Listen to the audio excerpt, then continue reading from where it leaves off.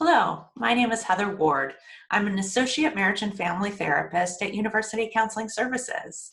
Thank you for coming to watch my presentation on parenting during COVID-19. I'm going to go ahead and share my screen now.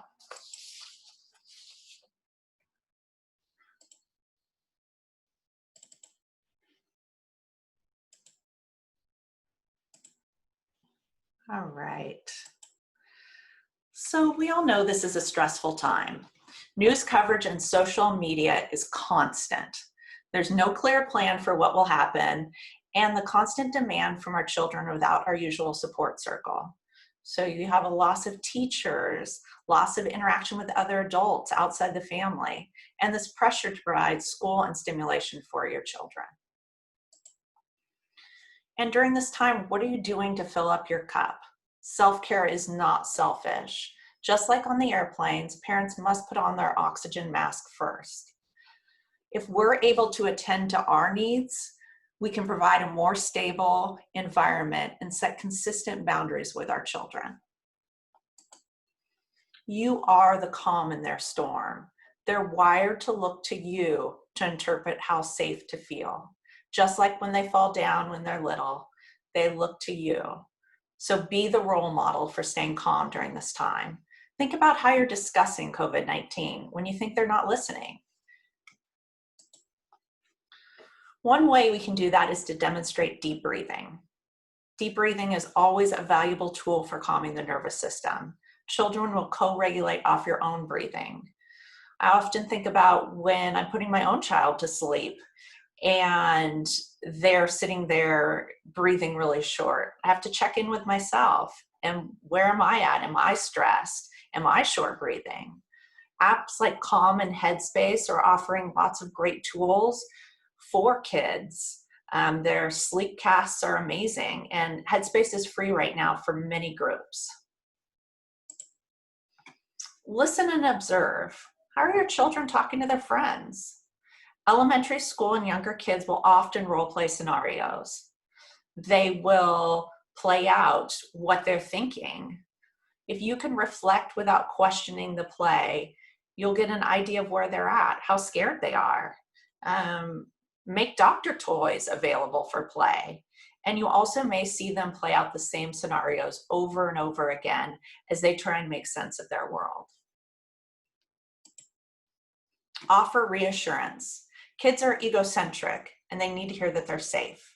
Their biggest question is, are they safe? So you can provide reassurances. Hey, we have a safe place to sleep. We have food.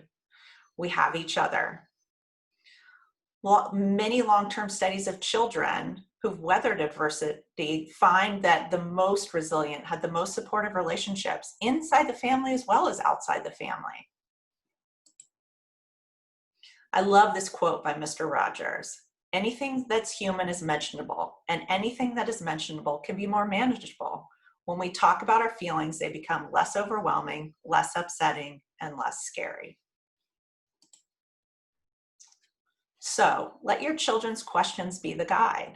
Answer truthfully without offering unnecessary details that are not age appropriate. Correct misinformation. Children are often imagining situations way worse than what's happening. And admit when you don't know the answer. Offer ways you and your child can figure out the answers together, or offer to research and follow up. This is a time to really keep things age appropriate. So preschool age children. Naming COVID-19 may be too abstract. You may talk about tricky germs that need extra help by washing hands, eating healthy food, and getting rest. These kids will feel empowered when they know what to do to keep themselves safe. Here's some resources for the preschool age set. Daniel Tiger, Rest is Best. Germs Go Away with Hand Washing. Sesame Street, Curious George. Here I have some books listed, not forever, but for now, is specific to COVID-19. Invisible String, maybe when explaining why you can't be with teachers right now or grandparents. Another author that I love is Todd Parr. He has some feelings flashcards to discuss all the different feelings that kids may be feeling right now. Our early elementary school kids, they've heard COVID-19 from their friends. Providing brief, simple information that balances facts with reassurance that you are there to keep them healthy and take care of them. And we talk about helpers in the community, another Mr. Rogers reference. We talk about how these helpers are keeping us safe. These kids are great at making signs or thank you cards, makes them feel included, and also it brings positivity and gratitude. Our upper elementary school resources, and this group may have the most questions about their safety, and they will definitely need assistance separating reality from rumors. They're really talking to their friends, they're on Zoom, and they may hear some things that don't make sense. You can be that person that provides the reassurance. You can talk more details about what the helpers are doing at the community and state level. Political criticism should be avoided. The main goal of these conversations is reassurance of safety. You are also the model. It's more about what you're doing than all that's always being about what you're saying. Washing your hands, complimenting your child when they remember to wash their hands or when they remember to use a tissue. Encouraging a balanced diet, sleep, and exercise to help build that healthy immune system. Keep routines, not schedules. So children feel secure when they know what the expectation is. This way the shift back to outside won't feel so dramatic.